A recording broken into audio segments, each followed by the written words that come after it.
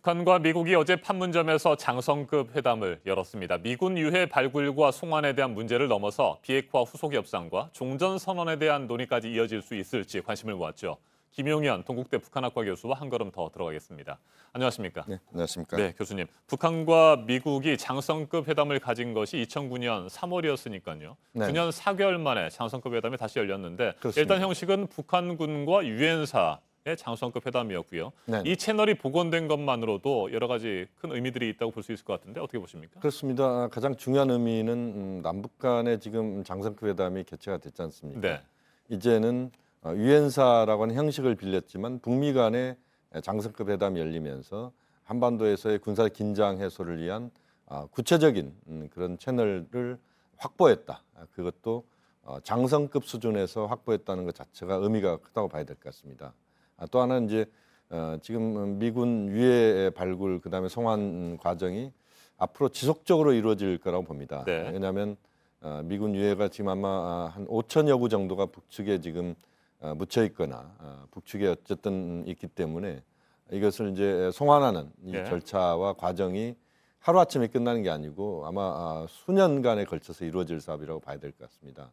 그런 차원에서 좀 더 북미 간의 인도적 측면에서의 사업을 지속적으로 할 수 있는 그런 틀을 만들었다. 또 그것을 구체화시키는 그런 그 회담의 채널이 만들어졌다. 이것도 큰 의미가 있다고 봐야 될 것 같습니다. 네, 유엔사 측 대표로는 별 2개 미군 소장이 참석을 했고요. 네네. 북한 측에서는 중장이 참석했다고 하는데 북한에서는 중장이 별 2개 맞습니까? 그렇습니다.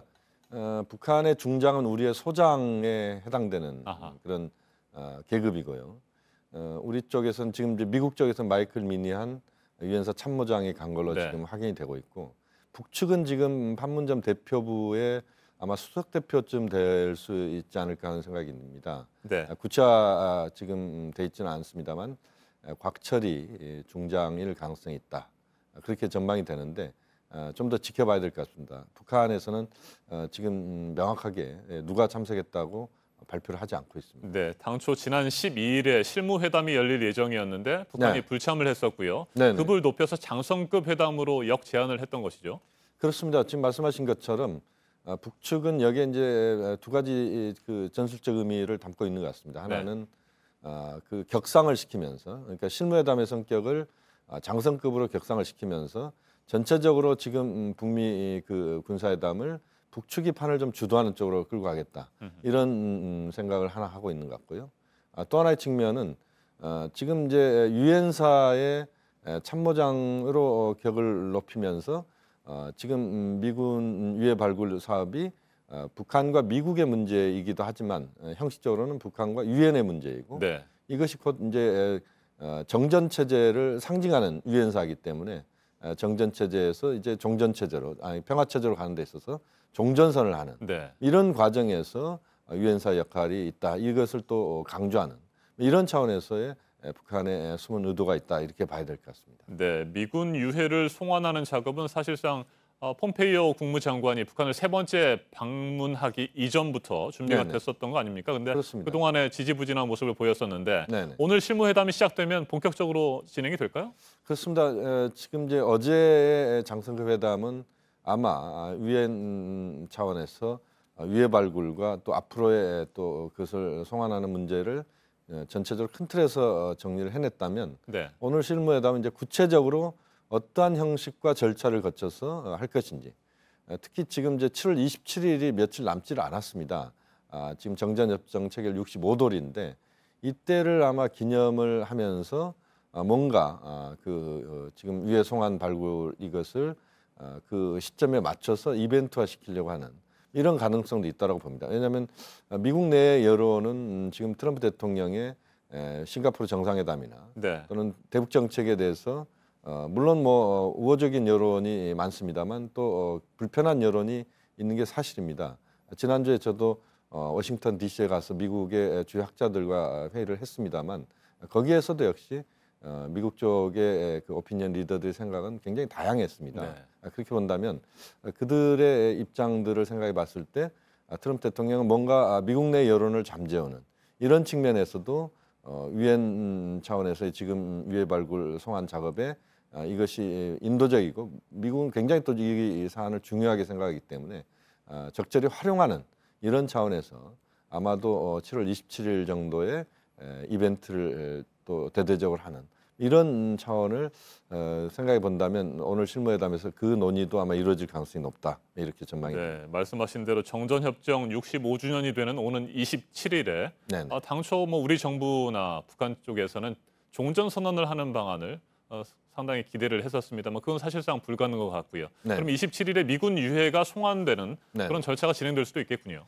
미군 유해 송환은 지금 말씀하신 것처럼 한국 전쟁을 상징한다 이렇게 볼 수도 있습니다. 네. 물론 이제 중국 인민지원군도 나중에 지금 뭐 계속 송환을 북한에서 하고 있습니다만 뭐 여러 그 전쟁의 상처를 보듬고 이것은 이제 씻어낸다. 이건 매우 중요한 차원 아니겠습니까? 이것을 상징적으로 하는 것이 그 미군의 유해 발굴과 송환 작업이다 이렇게 볼 수 네. 있습니다.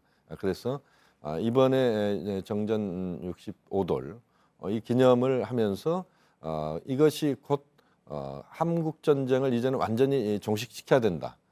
이제는 더 이상 한반도에 전쟁은 없다.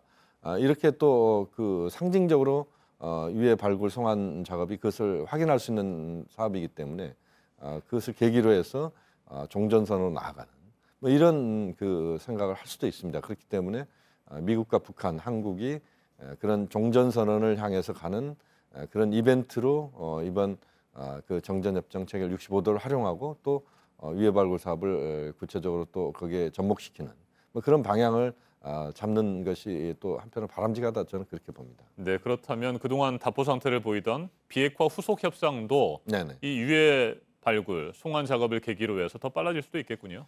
그렇습니다. 지금 이제 유해 발굴 사업은 북미 관계의 윤활 역할을 한다 이렇게 네. 보시면 됩니다. 북미 관계를 풀어가는 데 있어서 특히 비핵화 평화 체제와 유해 발굴 사업이 직접적으로 관련은 없습니다만 그러나 북미 관계의 신뢰를 쌓아가는 데 있어서 매우 중요한 역할을 한다.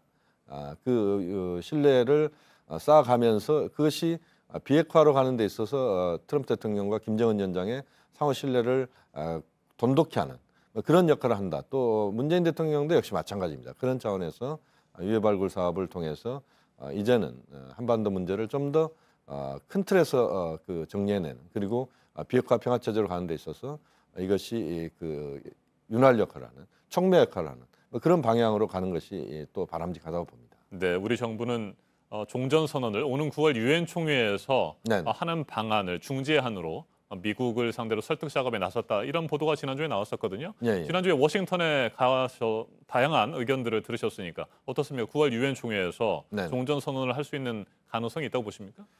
가능성은 저는 있다고 봅니다. 네. 종전선언과 관련된 부분에서 지금 그 미국 쪽 입장의 트럼프 대통령의 입장과 미국 학자들의 일부 학자들의 생각들은 좀 다를 수 있습니다만 어쨌든 종전선언은 북한이 가장 중요하게 요구하는 사안이고 또 미국 입장에서 북한에 선물을 줘야 되는 부분 중에서 지금 한미 군사훈련 중단이 지금 진행이 되고 있습니다만 역시 또 북한의 추가적인 그 비핵화로 나아가는 그 부분을 끌어낼 수 있는 이런 차원에서 종전선언과 관련된 부분도 좀 더 구체적으로 이제는 그 논의가 될 필요가 있다고 보고 뭐 그런 점을 한미 당국도 중요하게 생각할 필요가 있다고 봅니다. 네, 트럼프 대통령이 오늘 푸틴 러시아 대통령과 첫 정상회담을 갖습니다. 네네. 이 회담에서도 북한의 핵 문제가 주요 의제 가운데 하나로 거론이 될까요? 그렇습니다. 지금 이제 핀란드에서 회담이 열립니다만 이번 회담에서 푸틴 대통령과 트럼프 대통령 입장에서 봤을 때 그 비핵화 평화 체제에 대한 지난 싱가포르 정상회담의 성과를 푸틴 대통령이 적극적으로 지지하는 네. 그러면서 또 러시아 역할이 그동안 뭐 미미했습니다만 구체적으로 비핵화 평화 체제가 진행되는 과정에서 러시아도 상당한 역할을 할 가능성이 높습니다. 거기에 대한 이제 북미 간의 충분한 그 대화를 하는 뭐 그런 자리로서는 매우 의미 있는 정상회담이다라고 봐야 될 것 같습니다. 알겠습니다. 김용현 교수님, 오늘 말씀 잘 들었습니다.